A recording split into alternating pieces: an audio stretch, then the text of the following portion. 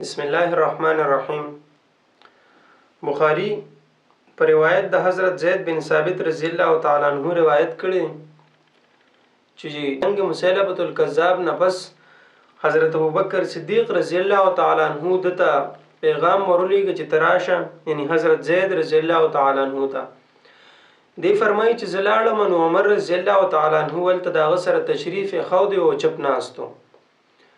ابو بکر رضی الله تعالی عنہ زید رضی الله تعالی عنہ ته فرمایل چې عمر راغلی دی او دی فرمایي چې په جنگ کې هغه ډیر حافظان شهیدان شوي دي، د هغوی په سینو کې قرآن مجید پروتو. موږ له پکار دي چې دا قرآن مجید په یو ځای باندې راجمع کړو، ځکه که دغه شانتې رواني او د حافظان شهیدان کیږي نو خدای دې نه کړي چې دا قرآن مجید دا به د خلکو د ذهنونو نه وځي.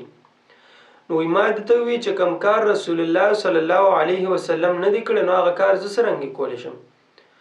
وی عمر رضی الله تعالی عنہ ما ته فرمایل چې دا خو د نیکۍ کار دی، په دې کې اوس خرج نشته. نو ابو بکر رضی الله تعالی عنہ فرمایي چې زما زړه هغه کولو شو، ما د خبره ومنله. بیا زید رضی الله تعالی عنہ ته وی چې ته نوجوان مې، ته عقلمند مې، پتا کې سوچ هم شته، پتا باندې څه هغه دغه هم نشته، تهمت هم پتا باندې نشته، او بل دا ده چې ته د رسول الله صلی الله علیه وسلم کاتب وحی وحی لیکلی ده. نو ته دا کار په خپله ذمه باندې واخله چې ته ولاړ شه وګرځه د قرآن مجید چې کم کم ځای کې د دې هغه بعضې ایتونه ډېر ایتونه پراته دي، که په کاڼي باندې دي که په هډوکي باندې دي، هغه راجمع کړه چې دا قرآن په کتابي شکل کې موږ ولیکو.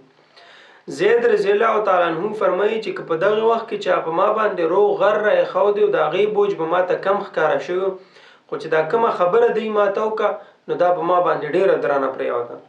وی ما بار بار دی ته اصرار کو چې یار دا کار زه نشم کولی، ځکه رسول الله صلی الله علیه وسلم هغه نه دی کړی نو زه دا څرنګه وکړم. وی ابوبکر رضی الله تعالی عنہ ما ته هم همدغه خبره وکړه چې دا خو د نیکۍ کار دی، په دې کې اوس خرج نشته. زید بن ثابت رضی الله تعالی عنہ فرمایي چې زما سینه الله تعالی کولو کړه او ما ته د دې څیز اهمیت هغه ښکاره کړه. د هغې نه وروسته وایي زه ګرځېدم، ما یو ځای هم نه پرېښوده، که چېرته په پاڼو باندې لیکل شوي د قرآن آیتونه لیکلي وو هغه ما راجمع کول، که د حافظانو په سینو کې وو د هغوی نه ما راوړل، که په هډوکو باندې لیکلي وو د هغې نه ما راغستل، که په کاڼو باندې لیکلي وو د هغې نه ما راغستل، تر دې پورې چې د سورة توبې یو دوه آیتونه و هغوی پسې زه ډېرو ګرځېدم، خو په آخره کې هغه صرف د حضرت حذیمه ابن ثابت رضی الله تعالی عنہ سره پیدا شول، د هغه نه مې حاصل کړل. د هغې نه وروسته هغه ټول موږ راجمع کړل او په هغې دور کې اول د حضرت ابوبکر صدیق رضی الله تعالی عنہ سره، هغه نه وروسته بیا هغه نسخه موجود وه د حضرت عمر رضی الله تعالی عنہ سره، او دغه شانتې را روانه وه تر د حضرت علی رضی الله تعالی عنہ پورې هغه ته راورسېده. بیا حضرت علی رضی الله تعالی عنہ قول نقل کوي چې حضرت علی رضی الله تعالی عنہ فرمایلی چې د قرآن څونه ثواب دی تر قیامته پورې، نو په هغې کې به د ابوبکر رضی الله تعالی عنہ حصه هغه ډېرې، ځکه دا هغه اول شخصیت دی چې قرآن مجید هغه په کتابي شکل کې راجمع کړی و، چې اوس څوک هم د هغه کتابي شکل تلاوت کوي د هغې ثوابونو د هغې حصه به ابوبکر رضی الله تعالی عنہ ته حاصلېږي. نو دا دونه غټ فضیلت الله تعالی هغه ابوبکر رضی الله تعالی عنہ ته حاصل کړو،